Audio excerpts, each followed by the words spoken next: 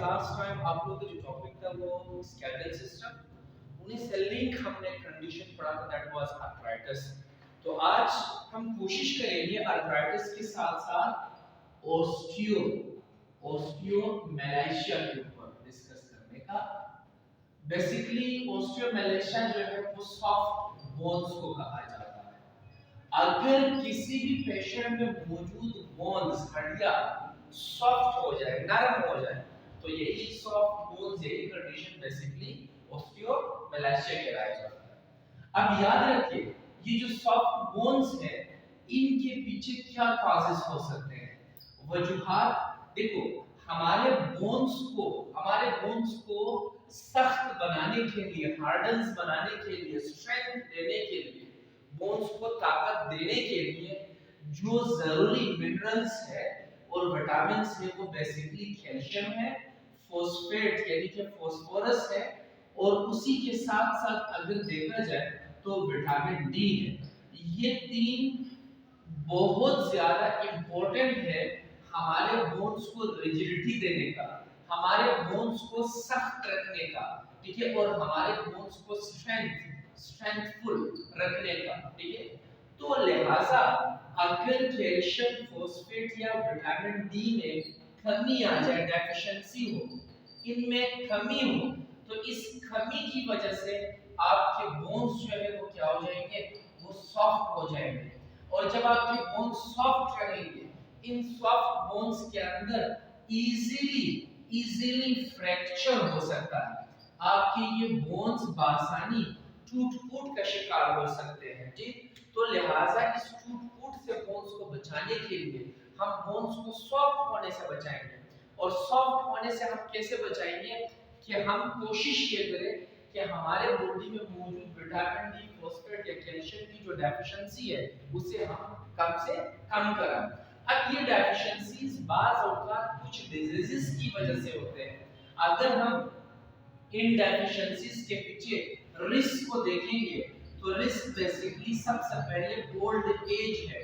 वो अशखास जो जितने ओल्ड एज की तरफ जाते रहते हैं, इस ओल्ड एज में होने की वजह से जो है उनके बोन्स स्लोली एंड ग्रेजुअली यानी कि सॉफ्ट से सॉफ्ट होते जाएंगे, और फाइनली यही होगा कि उन अशखास के बोन्स जो है वो बासानी टूट-फूट की तरफ यानी कि टूटने की तरफ, फ्रैक्चर होने की तरफ जा सकेंगे। इसके अलावा कुछ सिस्टमिक डिसऑर्डर्स है, जैसे कि सीलिएक डिजीज है। अब सीलिएक डिजीज में पेशेंट जो है वो व्हीट, गंदम को नहीं खा पाता, उनका डाइजेस्टिव सिस्टम जो है वो इन ट्रबल रहता है, उनके बॉडी में एब्जॉर्प्शन नहीं होता। तो इस कंडीशन में अगर सीलिएक डिजीज है, तो लिहाजा ऐसे अशखास में भी कैल्शियम, फॉस्फेट और विटामिन डी की डेफिशिएंसीज होती जाएगी। इन डेफिशिएंसीज के बाद वो पेशेंट किस तरफ यानी कि वो सॉफ्ट बोन्स की जानिब जा सकता है, और वही कंडीशन बेसिकली आपका ऑस्टियोमेलाइशिया है। इसी के साथ साथ हम अगर देखें तो लिहाजा एक फीमेल में बेसिकली प्रेगनेंसीज भी जो है क्या करते हैं, अगर एक फीमेल ज्यादा से ज्यादा प्रेगनेंसीज की तरफ जाते हैं, तो ये भी उनके बोन्स को सॉफ्ट से सॉफ्ट बना सकते हैं, और यही कंडीशन उनको ऑस्टियोमेलाइशिया की तरफ लाजमी लेके जा सकता है। क्लियर? इसके अलावा अगर साइन एंड सिम्टम्स देखे जाए, वो अलामत जो बेसिकली हम ऑस्टियोमेलाइशिया में देखते हैं, वो कौन-कौन से होंगे। बेसिकली साइन एंड सिम्टम्स जो है वो क्या होंगे, सॉफ्ट बोन यानी उनके बोन्स जो है वो बहुत सॉफ्ट होंगे, नरम होंगे, ठीक है, वीक होंगे, कमजोर होंगे। क्लियर? और ऐसे अशखास को फटीग, थकावट बहुत ज्यादा महसूस होती जाएगी। क्लियर? और इनका बॉडी वेट हमेशा लो होता जाएगा, ठीक है, लो बॉडी वेट, इनका जो बॉडी वेट है वो हमेशा कम से कम रहेगा। वजह यही है कि बेसिकली उनके जो बोन्स हैं वो वीक है, उनमें डिपोजिशन ऑफ कैल्शियम और फॉस्फेट की क्या है, कम है। एक और रिस्क फैक्टर्स में आप याद रखिए कि वो लोग जो सन एक्सपोजर नहीं होते, जो सूरज की तरफ एक्सपोज नहीं होते, ऐसे अशखास में भी ज्यादातर देखा जाता है कि उनको ऑस्टियोमेलाइशिया हो सकती है, सॉफ्ट बोन्स उनके हो सकते हैं। क्लियर? इसके अलावा अगर इन अशखास में देखा जाए, तो ये अशखास बेसिकली एक और रिस्क हम लिख सकते हैं विटामिन डी, कैल्शियम और फॉस्फेट की, कि बेसिकली डाइट के ऊपर भी डिपेंडेंट है।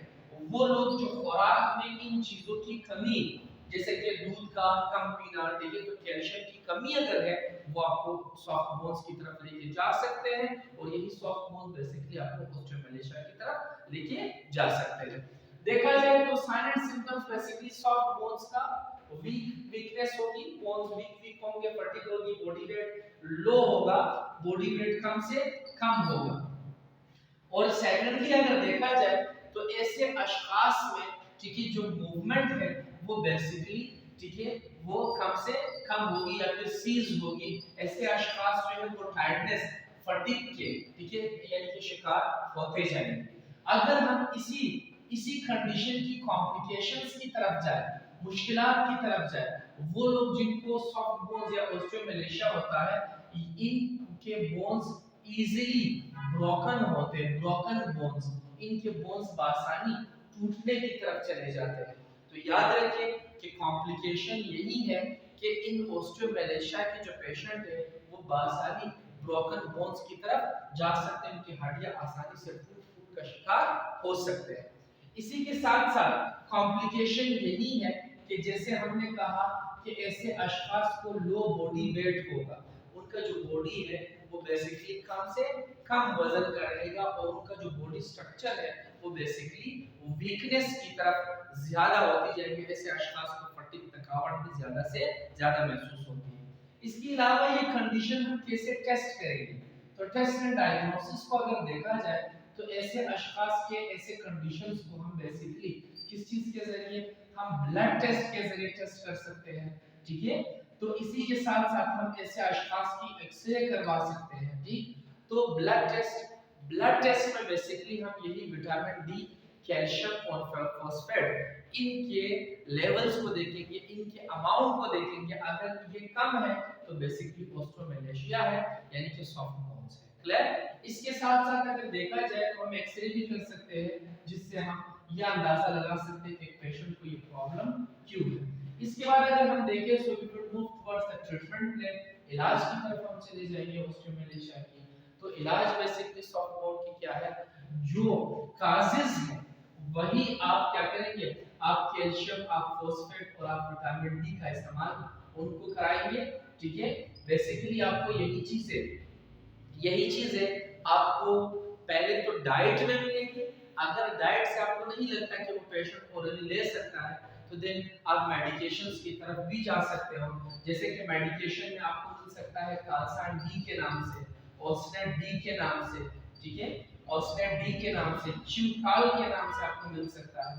तो एड्रॉप डी के नाम से आपको इंजेक्शंस मिल सकते हैं, ठीक है, आपको सनी डी के नाम से मिल सकते हैं, ठीक है, आपको बोन मेश के नाम से मिल सकते हैं। तो ये वो मेडिकेशंस है जो आपके हड्डियों को मजबूती देंगे और आपके सॉफ्ट बोन्स को, ठीक है, हार्डन्स बनाएंगे, उनको स्ट्रेंथ प्रोवाइड करके देंगे। तो लिहाजा आप इस कॉम्प्लिकेशन से इन्हीं मेडिकेशंस के इस्तेमाल के बाद बेहतरी की तरफ जाएंगे, और आप इस कॉम्प्लिकेशन से बच जाएंगे कि अगर आपके बोन सॉफ्ट है तो उसी सॉफ्टनेस की वजह से आप जो है वो मजीद कॉम्प्लिकेशन यानी कि फ्रैक्चर की तरफ या बोन्स फ्रैक्चर जो हमने कहा आप उसी जानिब नहीं जा सकते हैं। क्लियर। तो यहाँ तक आपका ऑस्टियोमैलेशिया यानी कि सॉफ्ट बोन्स जो है वो कंप्लीट हो जाते हैं। एक शॉर्ट सी रिव्यू हमने इस टॉपिक की। अगर आपको कोई मसला है सो